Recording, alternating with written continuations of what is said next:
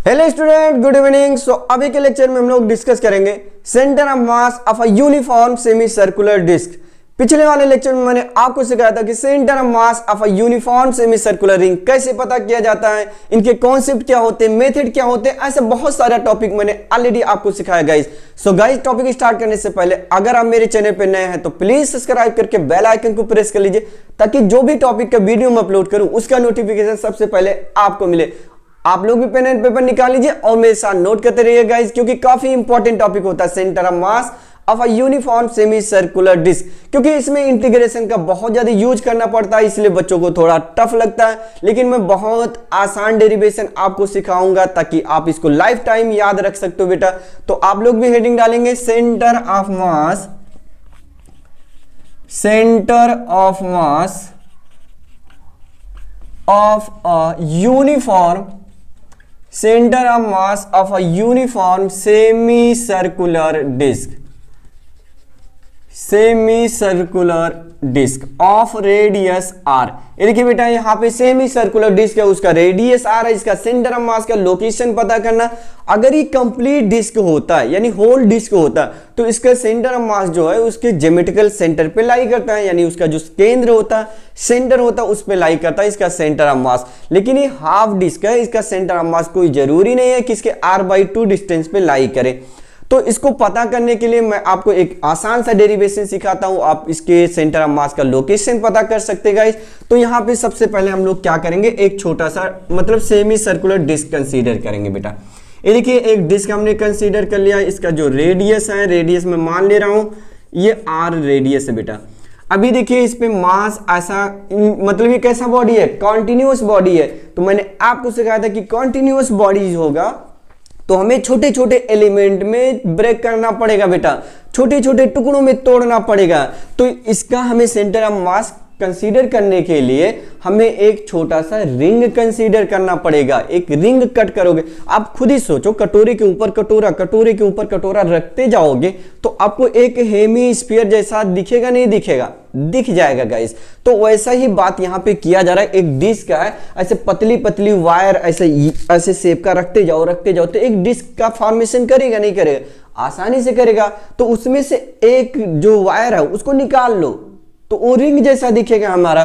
तो मैं यही आपको बोलना चाह रहा हूं बेटा कि मैं एक यहाँ पे देखिए ऐसा एक रिंग कंसीडर कर लिया, ये ऐसा एक रिंग कंसीडर किया, ये और इसका जो थिकनेस है मैं मान ले रहा हूं बेटा, इसका जो थिकनेस है ये dr है। और यहां से कितने हाइट पे कंसीडर किया बेटा, स्मॉल r डिस्टेंस पे हमने एक रिंग कंसीडर कर लिया। इस रिंग का रेडियस कितना dr है, मास भी मान ले रहा हूं इसका कितना है बेटा, dm मास का एक रिंग कंसीडर किया, रेडियस r है, थिकनेस कितना dr है। और ये मान लीजिए इसका मास कितना है बेटा, m मास है। तो सबसे पहले आपको कॉन्सेप्ट मैंने सिखाया था कि अगर लीनियर मास डेंसिटी होगा तो लैम्डा यूज किया जाता है, मास पर यूनिट लेंथ।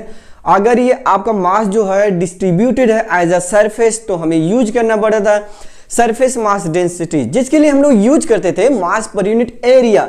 लेकिन आपको यहाँ पे दिख रहा होगा ये जो है डिस्क है एक एरिया है, क्या बेटा, एरिया। तो हमें इसके लिए सिग्मा यूज करना पड़ेगा। तो सबसे पहले आप पता कर लो इसके पर यूनिट एरिया पे जो मास का डिस्ट्रीब्यूशन है वो कितना है। तो सबसे पहले आप यूज करोगे मास पर यूनिट एरिया, यानी मास पर यूनिट एरिया, मास सरफेस मास डेंसिटी। तो प्रॉपर जो लिखोगे आप बेटा सरफेस, सरफेस मींस होता है एरिया, सरफेस मास डेंसिटी।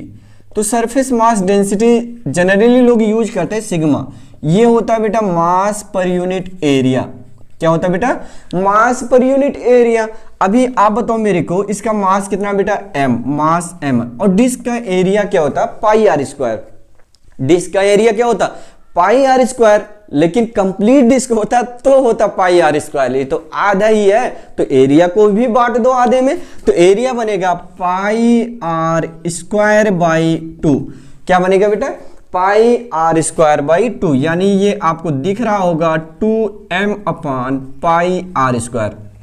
यानी ये जो हमें मिला है 2m/πr², ये जो है इसके पर यूनिट यानी पर मीटर स्क्वायर एरिया का मास है।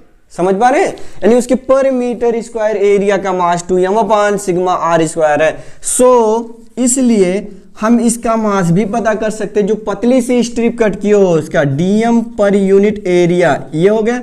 तो DM is equal to sigma into D A. अब देखो ये बेटा इसका एरिया हमें पता करना, जो रिंग आपने कंसीडर किया है, तो आप ऐसे इसको एक रॉड की तरह कंसीडर करो बेटा। तो लेंथ क्या होता है, अगर रिंग होता है तो उसका सरकमफ्रेंस 2 पाई आर, अगर रिंग है तो सेंटर सरकमफ्रेंस क्या होता है 2 पाई आर, लेकिन आधा है तो पाई आर हो जाएगा बेटा।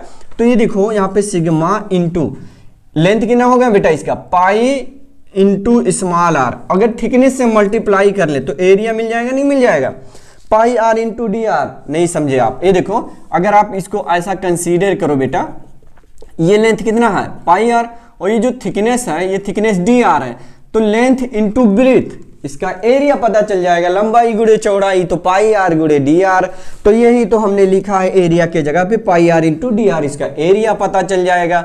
अब देखो बेटा प्रॉब्लम क्या आती है आपके लिए, अभी हम इसे कार्टेशियन प्लेन माने, इसे एक्स एक्सिस मान लेते हैं और इसे क्या मान ले वाई एक्सिस मान ले, क्या मान ले वाई एक्सिस।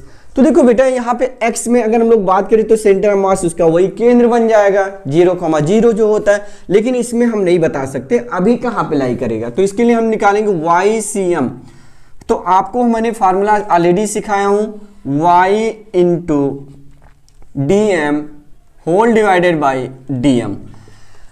अब देखो बेटा y हम यहाँ पे क्या लेंगे, हमारे लिए एक चैलेंजिंग है। देखो y हम y ये r नहीं ले सकते, y की जगह पर हम r नहीं ले सकते, क्योंकि ये देखो एक रिंग है, रिंग का रेडियस r है, तो इसके मास के लिए लेंथ कुछ और होगा, इसके मास के लिए कुछ और लेंथ होगा, इसके लिए कुछ और लेंथ होगा, यानी डिफरेंट मास के लिए डिफरेंट लेंथ होता है। तो आप बताओ रिंग का सेंटर ऑफ मास क्या होता है 2r बाई पाई, क्या होता है बेटा 2r बाई पाई। तो हर एक मास का जो सेंटर ऑफ मास होता था यहां से कितनी डिस्टेंस पे होता था 2r बाई पाई, तो वो चीज यहां पे लिया जाएगा बेटा 2r बाई पाई, क्या होता है बेटा 2r बाई पाई। आगे बताइए डीएम की जगह पे ये यूज करेंगे पाई सिग्मा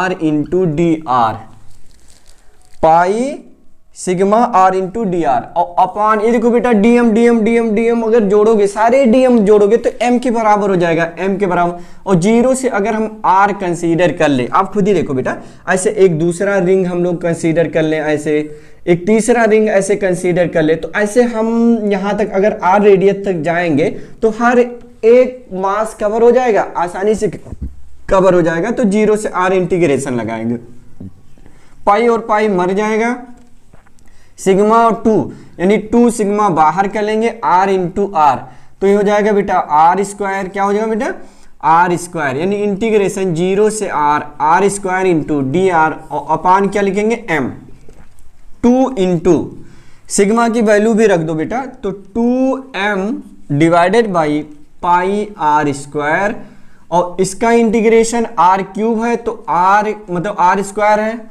तो क्या बनेगा आर स्क्वायर का इंटीग्रेशन होता है आर क्यूब बाई 3, तो आर क्यूब बाई 3 और पहले से नीचे m था तो m भी यहाँ पे मैं रख दे रहा हूं बेटा। देखो m से m कट जाएगा, r से r कटेगा, मतलब r स्क्वायर से r एक r बच जाएगा, तो आंसर आपको क्या दिख रहा होगा 4r कितना मिला बेटा सेंटर ऑफ मास अगर हम लोग बात करें तो 4 इंटू आर, ये देखो 2 2 4 एक r बचा है 4r, और नीचे देखो 3 और पाई, तो 3 पाई आंसर हो गया। इसका जो सेंटर ऑफ मास का लोकेशन है बेटा 4r अपान 3 पाई होता है, 4r अपान 3 पाई इसके सेंटर ऑफ मास का लोकेशन हो जाएगा। तो आप इसको याद रखोगे बेटा कि सेमी सर्कुलर अगर डिस्क होगा तो उसका सेंटर ऑफ मास का जो एग्जैक्ट लोकेशन होता है वो 4r बाई 3 पाई होता है, याद रखिएगा 4r अपान 3 पाई होता है। तो इसी से रिलेटेड मैं एक क्वेश्चन आपको सिखाने जा रहा हूं बेटा, वो भी कंसेप्चुअल क्वेश्चन है, आसानी से उसको पता किया जा सकता है बेटा। तो आई होप आपको डेरिवेशन समझ में आया होगा। अगेन मैं बात कर ले रहा हूं बेटा, इसके लिए आपको क्या करना पड़ेगा, इसके मास पर यूनिट एरिया निकालना पड़ेगा, तो ये फार्मूला लगाएंगे। फिर उसके बाद छोटे से जो आपने स्ट्रिप लिया उसका मास पता करने के लिए अगेन वही चीज अप्लाई करोगे, ये हो जाएगा, ठीक है। अब देखो Y D M upon M D M, तो ये टोटल मास हो जाएगा m हो जाएगा, बाकी ये जो y लिया जाता है बेटा इसका सेंटर ऑफ मास लिया गया तो 2r अपान पाई हो जाएगा, 2r अपान पाई, बाकी आप देख रहे हो डेरिवेशन, कहीं पे प्रॉब्लम आ गई तो आप जरूर मेंशन कर लीजिए, कमेंट जरूर कर दीजिए बेटा। अगेन देखिए, centre of mass of a object, ये ऑब्जेक्ट मैं आपको यहाँ पे शो कर दे रहा हूं बेटा। इसका सेंटर ऑफ मास का लोकेशन क्या बनेगा, ये एस.सी. वर्मा का भी क्वेश्चन ही है ना। आइए देखते हैं कैसे सॉल्व करेंगे बेटा। देखो क्वेश्चन ये पूछा जा रहा है कि अगर ये आपका डिस्क ऐसा है बेटा, ये है और फिर ये ऐसा है,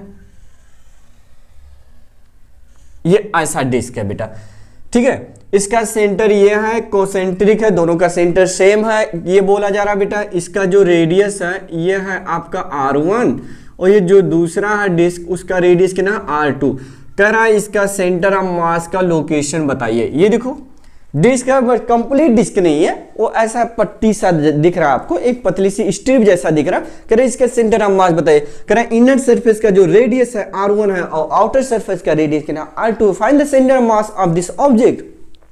इसका सेंटर ऑफ मास का लोकेशन पता करना है। तो इसके लिए आप क्या करो बेटा, आप इसके लिए भी वही काम करोगे जैसे डिस्क के लिए काम किया था। आपको ज्यादा दिमाग नहीं लगाना, बहुत आसानी से इसको समझो।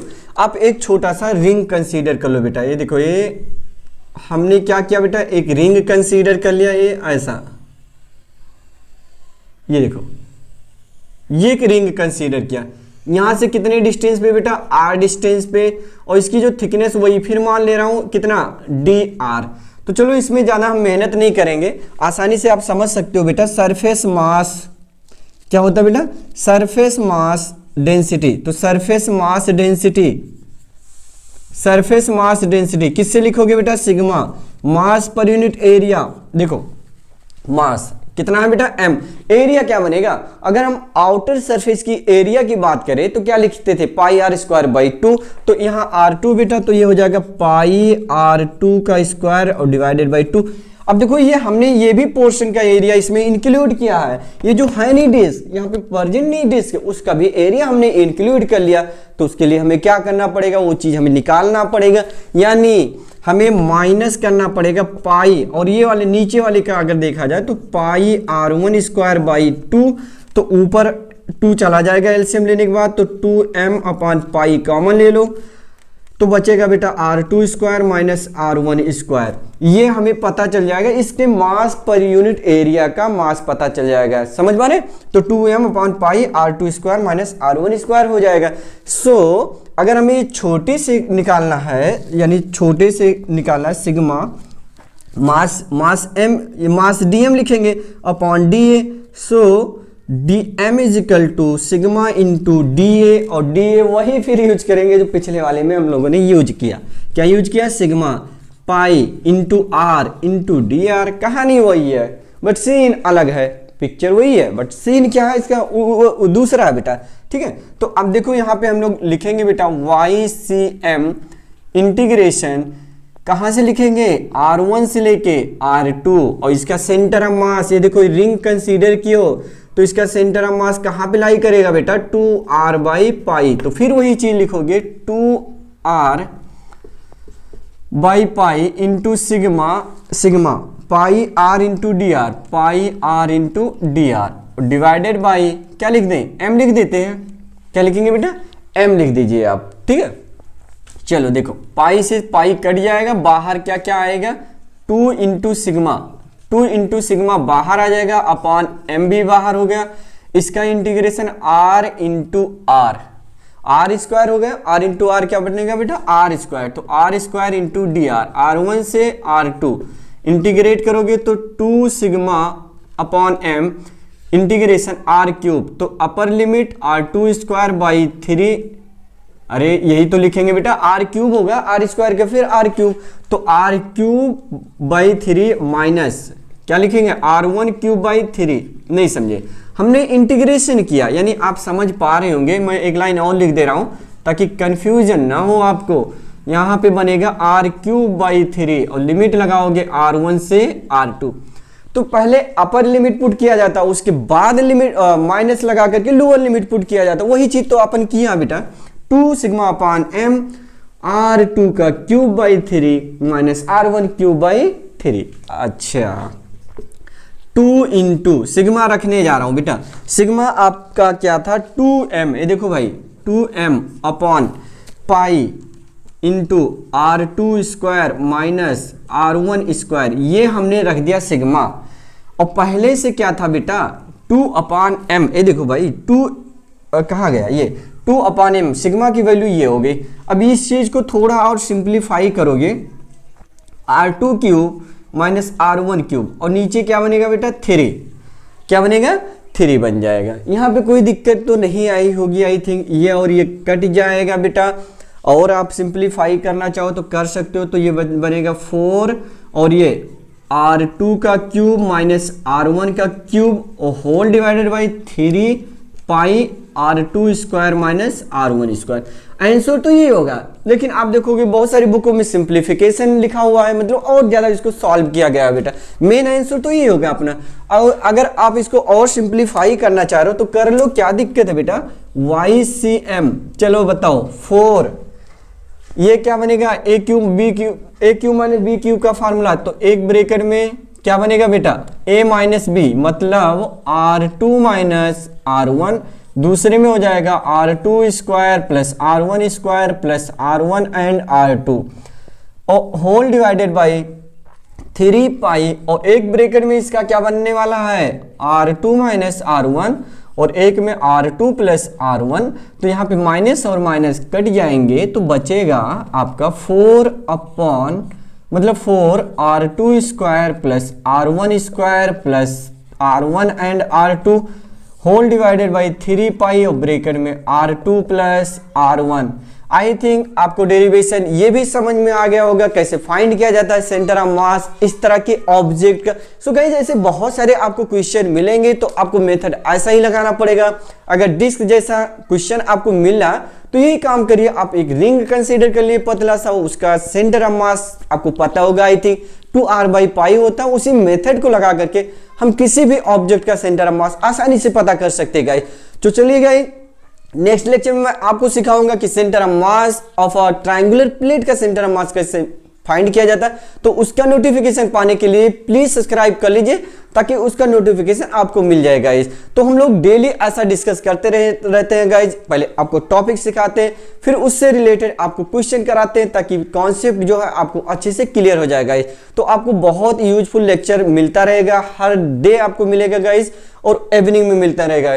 तो चलिए गाइज मिलते हैं नेक्स्ट वीडियो में, तब तक के लिए bye bye, best of luck guys.